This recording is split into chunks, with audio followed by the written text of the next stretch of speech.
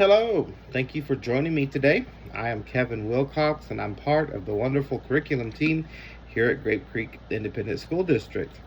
I have been tasked with delivering professional development or PD to you today, and today's objectives are an overview of andragogy and the 5 assumptions associated with adult learners, why the andragogical principles are important to apply when creating and delivering professional PD, the 3 best practices for creating and delivering effective and engaging PD to adults, and how cultural, ethnic, and gender biases of the presenters and the audience can affect presentations, and some strategies to reduce or eliminate those biases.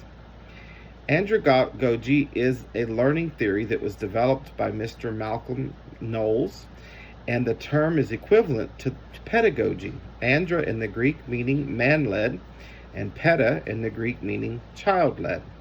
The term andragogy was first coined by educator Mr. Alexander Knapp in 1833, and Mr. Knowles in the 20th century later developed the 5 assumptions of andragogy, and these assumptions are self-concept. Adult learners have a self-concept, meaning that they are autonomous and are self-directed. Adult learner experience is the next one. Adult learners bring their life experiences to the learning process and use it as a repository for their learning. Readiness to learn. Adults often gravitate towards learning what matters to them. Their readiness to learn is correlated with how the information relates to them. The next one is orientation to learn. Adults are likely to learn when the subject is relevant to their current situation and can be applied immediately or very quickly. The last one is motivation to learn. Adults primarily are motivated by internal influences such as self-esteem, recognition, and personal growth, as opposed to young learners who benefit from extrinsic external rewards. Andragogy matters for professional development. When the principles of andragogy are applied, we can create PDs that are engaging and effective. We must respect our teachers and staff as self-directed, experienced professionals, and they will be more likely to invest their attention in the learning process. Lecture alone will not get the job done.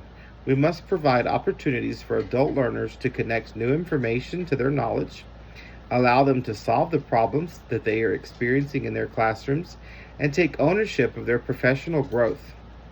If we approach educating educators the same as we approach educating students, our work will be in vain.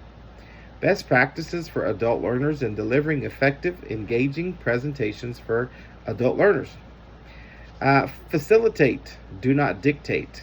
Instead of lecturing for hours, facilitate.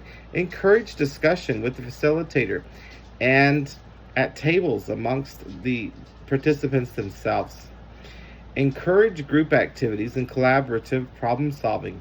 This tactic taps into the rich experience of the audience and will allow them to construct their understanding and use questions to guide the conversations while providing resources and not answers only. Make it relevant to and practical. Adults need to know the why that they are learning something. Make this a priority to start your PD with. Connect to the content of the PD directly to the challenges and to the goals and the daily task of teaching. Always use real-world, school or education-centered examples, case studies, and hands-on activities.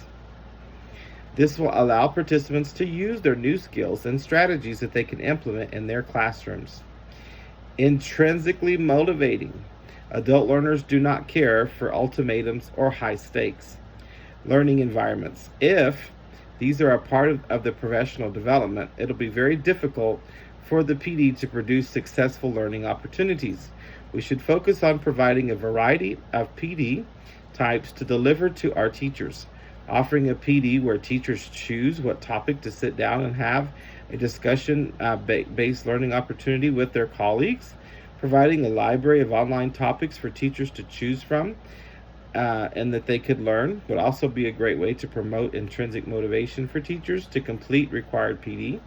It is important to empower teachers to be lifelong learners.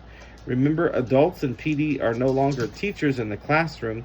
They are adults who have different learning styles and need help for them to be engaged into the content. Addressing bias in presentations.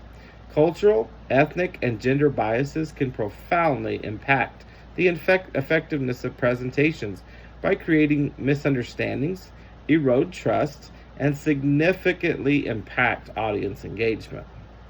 If a facilitator uses language or examples that alienate a portion of their audience, or if the presented content reflects a skewed worldview, it can create a barrier to learning.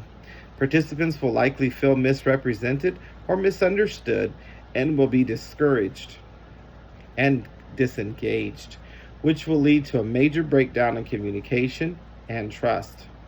To reduce or eliminate bias altogether, the facilitator and audience members should be mindful of one another and can use some of these strategies to help assist them.